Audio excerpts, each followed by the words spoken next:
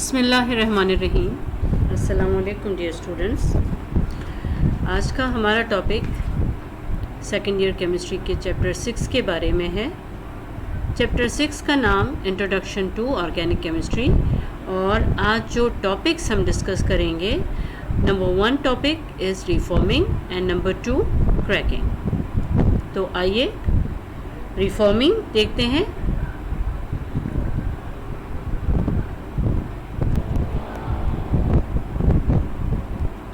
Sources of organic chemistry में जो हमने पेट्रोलियम पढ़ा था, जिसको क्रूड ऑयल भी कहते हैं, उस क्रूड ऑयल की कुछ इस तरह से फ्रैक्शन डिस्टिलेशन की जाती है और डिफरेंट प्रोडक्ट्स डिफरेंट टेम्परेचर पे कलेक्ट की जाती हैं डिफरेंट चैम्बर्स में।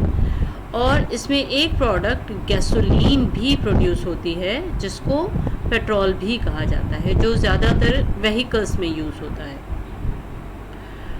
गैसोलीन को पेट्रोल भी कहा जाता है और ज़्यादातर हमें पता है कि ये सारी दुनिया में व्हीकल्स में इस्तेमाल होता है। तो इसको देखने से पहले हम देख लेते हैं कि डेफिनेशन ऑफ रिफॉर्मिंग क्या होती है। Definition of reforming is the process in which straight chain hydrocarbon is converted into branch chain hydrocarbon in the presence of catalyst is known as reforming. यानी रिफॉर्मिंग एक ऐसा प्रोसीजर है जिसमें straight chain hydrocarbon को convert किया जाता है branch chain hydrocarbon में, और उसमें कैटलिस्ट भी इस्तेमाल होता है। This conversion of molecules takes place in the presence of catalyst called knock inhibitor or anti-knock। इस कैटलिस्ट को नॉक इनहिबिटर या एंटीनॉक भी कहते हैं। उसका नाम टेट्राइथाइल लेड है, जिसका फॉर्मूला कुछ इस तरह से है। और ये रिएक्शन किस तरह से होता है कि स्ट्रेट चेन हाइड्रोकार्बन को कन्वर्ट किया जाता है इन the presence of knock inhibitor या कैटलिस्ट या एंटीनॉक, और इसको कन्वर्ट किया जाता है ब्रांच चेन हाइड्रोकार्बन में। यहाँ पे अगर हम देखें तो कार्बन के 8 एटम्स यहाँ पे मौजूद हैं, और जिसमें हाइड्रोकार्बन में 8 हो तो उसको ऑक्टेन कहा जाता है, और अगर वो स्ट्रेट चेन में हो तो उसको एन ऑक्टेन कहा जाएगा। स्ट्रेट चेन है तो इसको एन ऑक्टेन कहा जाएगा। और यहाँ पे इस स्ट्रेट चेन हाइड्रोकार्बन को हीट किया जा रहा है इन द प्रेजेंस ऑफ कैटलिस्ट, और इसको कन्वर्ट किया जा रहा है ब्रांच चेन हाइड्रोकार्बन में। इसमें अगर हम काउंट करेंगे तो हमें उतने ही कार्बन और उतने ही हाइड्रोजन नज़र आएंगे। फ़र्क क्या है कि ये स्ट्रेट चेन हाइड्रोकार्बन चेंज हो गया ब्रांच चेन हाइड्रोकार्बन। इस कार्बन पे 2 ब्रांचेस आ गई और इस कार्बन पे 1 ब्रांच आ गई। तो अब इसका नाम, अगर इसकी लॉन्ग चेन देखते हैं तो 1 2 3 4 5 लॉन्ग चेन, 5 कार्बन है तो ये पेंटेन होगा। और नंबर 2 पे 2 मिथाइल लगे हुए हैं तो 2 मिथाइल, और 3 पे भी मिथाइल लगा हुआ है तो 2 3 ट्राई मिथाइल पेंटेन। तो इस प्रोसीजर के अंदर एक स्ट्रेट चेन हाइड्रोकार्बन कन्वर्ट हुआ है इन the presence of catalyst branch chain hydrocarbon में, और इस प्रोसीजर को, इस कन्वर्जन को रिफॉर्मिंग कहा जाता है। रिफॉर्मिंग के प्रोसीजर की ज़रूरत क्यों पड़ती है? इसकी ज़रूरत इसलिए पड़ती है,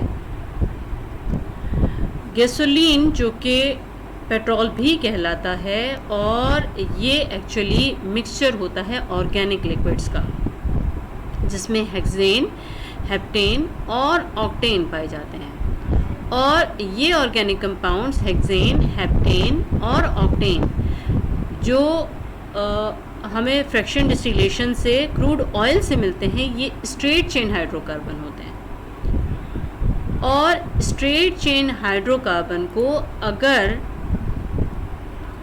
इंजन में इस्तेमाल किया जाए, व्हीकल्स में इस्तेमाल किया जाए, तो एक शार्प मेटेलिक साउंड प्रोड्यूस होती है, जिसे नॉकिंग कहा जाता है। यानी स्ट्रेट चेन हाइड्रोकार्बन जो कि गैसोलीन में होते हैं या पेट्रोल में होते हैं, ये अगर स्ट्रेट चेन हाइड्रोकार्बन की सूरत में इंजन या पेट्रोल में इस्तेमाल किए जाएं एज अ फ्यूल, तो एक शार्प मेटेलिक साउंड प्रोड्यूस होती है जिसे नॉकिंग कहा जाता है। और नॉकिंग की वजह क्या होती है कि फ्यूल वेपर हवा में मिक्स हो जाते हैं, इंजन के अंदर हवा में मिक्स हो जाते हैं, तो कंप्रेशन की वजह से फ्यूल वेपर प्री इग्नाइट हो जाते हैं, पहले से ही जल जाते हैं, और फायर स्पार्क बाद में होता है। और इस वजह से क्या होता है कि फ्यूल ज़्यादा इस्तेमाल हो जाता है, ज़्यादा कंज्यूम हो जाता है, और इसके साथ नॉकिंग साउंड भी प्रोड्यूस होती है। तो ऐसा फ्यूल ज़्यादा कंज्यूम होने की वजह से और नॉकिंग साउंड की वजह से अच्छी क्वालिटी का फ्यूल नहीं कहलाता। इस तरह के फ्यूल की क्वालिटी अच्छी नहीं होती है, क्योंकि ये कंज्यूम भी ज़्यादा हो जाता है और इससे नॉकिंग साउंड भी प्रोड्यूस हो जाती है। और ऐसा फ्यूल लो ऑक्टेन नंबर कहलाता है। लो ऑक्टेन नंबर ऐसा फ्यूल होता है जिसकी क्वालिटी अच्छी नहीं होती, ज़्यादा कंजम्पशन भी होती है और नॉकिंग साउंड भी प्रोड्यूस करता है। तो इसके लिए हाइड्रोकार्बन्स को एंटी नॉक रिएजेंट यूज़ करके इस ब्रांच चेन हाइड्रोकार्बन में कन्वर्ट किया जाता है,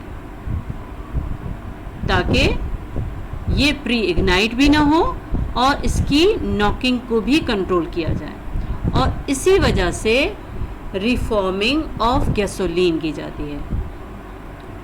और जब ब्रांच चेन हाइड्रोकार्बन में कन्वर्ट हो जाता है तो उसका ऑक्टेन नंबर भी बढ़ जाता है।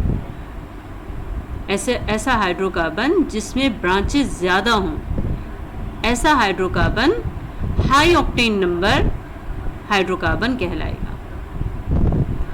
और जिसका ऑक्टेन नंबर ज़्यादा होगा वो गुड क्वालिटी फ्यूल होगा, या गुड क्वालिटी इसकी कंजम्पशन भी कम होगी और ये ज़्यादा इस्तेमाल होगा और इसमें नॉकिंग की साउंड भी प्रोड्यूस नहीं होगी। तो इसको कंट्रोल करने के लिए ये रिफॉर्मिंग का प्रोसीजर इस्तेमाल होता है।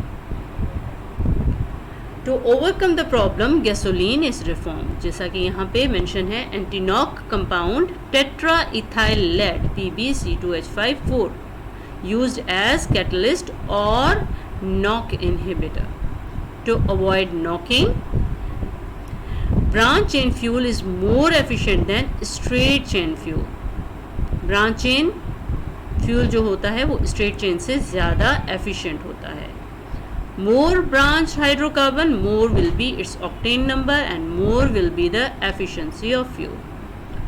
तो इसलिए स्ट्रेट चेन हाइड्रोकार्बन की रिफॉर्मिंग की जाती है, उसको कन्वर्ट किया जाता है ब्रांच चेन हाइड्रोकार्बन में इन the presence of catalyst called anti knock और knock inhibitor.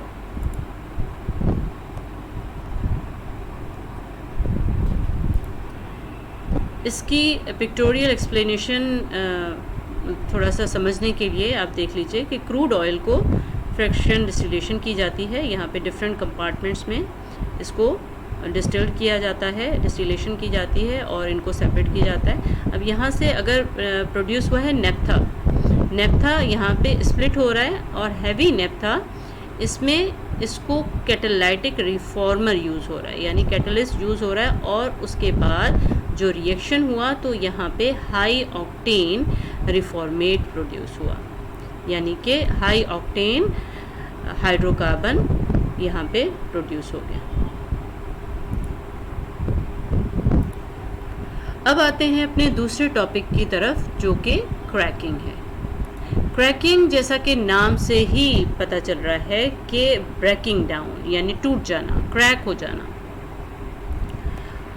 Cracking in terms of chemistry is the break down the heavy molecules into smaller ones, यानी ये एक ऐसा प्रोसीजर है जिसमें हैवी मॉलिक्यूल्स को या हैवी हाइड्रोकार्बन को ब्रेक किया जाता है, क्रैक किया जाता है और उसको स्मॉलर हाइड्रोकार्बन्स में कन्वर्ट किया जाता है। Cracking is the process in which heavy molecule hydrocarbon is break down into the smaller ones. Those larger molecules which are not in much use are broken down by thermal decomposition and smaller molecules are obtained which are required। यानी क्या होता है कि जो बड़े heavy molecules होते हैं उनको ब्रेक डाउन किया जाता है जिनकी ज़्यादा ज़रूरत नहीं है, और उसको थर्मल डिकम्पोज किया जाता है, थर्मली उसको ब्रेक डाउन किया जाता है और स्मॉलर मॉलिक्यूल्स में कन्वर्ट किया जाता है जो कि मॉलिक्यूल्स रिक्वायर्ड होते हैं। अब उसकी एग्जांपल हम इस तरह से देख लें कि अगर हमारे पास एक हाइड्रोकार्बन है जिसमें 4 कार्बन की चेन मौजूद है और इसकी क्रैकिंग करके किस तरह से क्रैकिंग की जाएगी कि थर्मली इसको डिकम्पोज किया जाएगा। थर्मल डिकम्पोजिशन वो होती है कि जिसमें किसी भी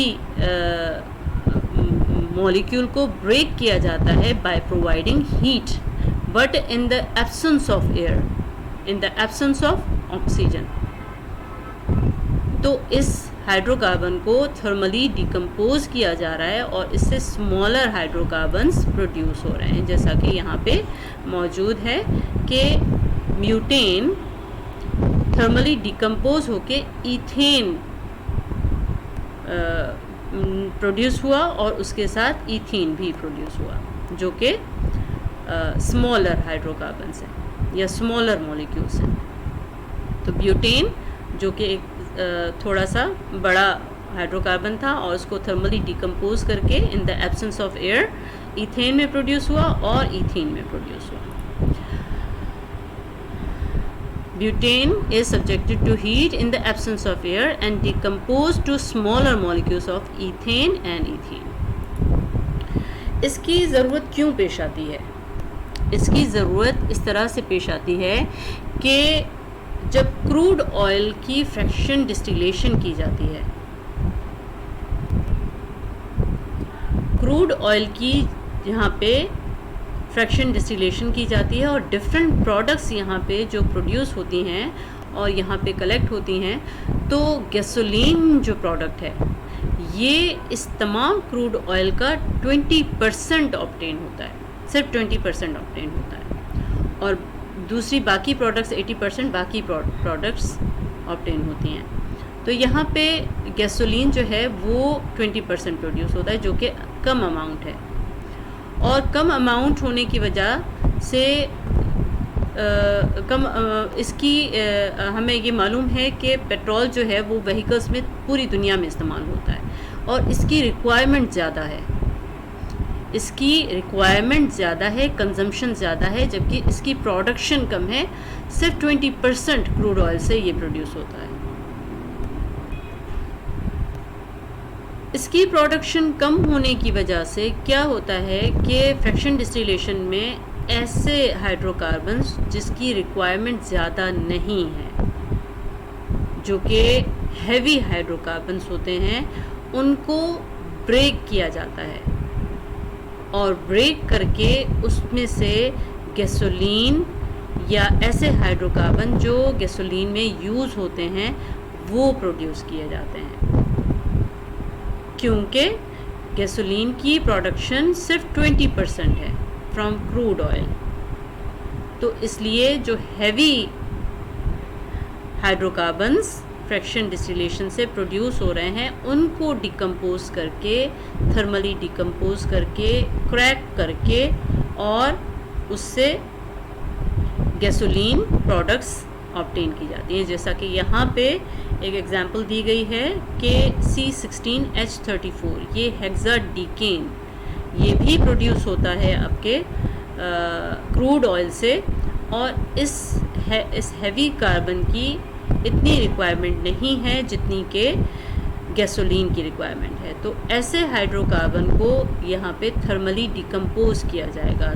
thermal decomposition means heating in the absence of air, heating in the absence of air और in the absence of oxygen. इसको थर्मली डिकम्पोज करके इसको कन्वर्ट किया जाता है स्मॉलर मॉलिक्यूल्स में जो कि हमारी रिक्वायरमेंट है, जिसकी ज़रूरत ज़्यादा है, जिसकी डिमांड ज़्यादा है। तो यहाँ पे हेक्साडीकेन थर्मली डिकम्पोज होके ऑक्टेन में कन्वर्ट हुआ और उसके साथ ऑक्टीन में कन्वर्ट हुआ। तो इस तरह से गैसोलीन की डिमांड पूरी की जाती है हैवी हाइड्रोकार्बन को की क्रैकिंग करके।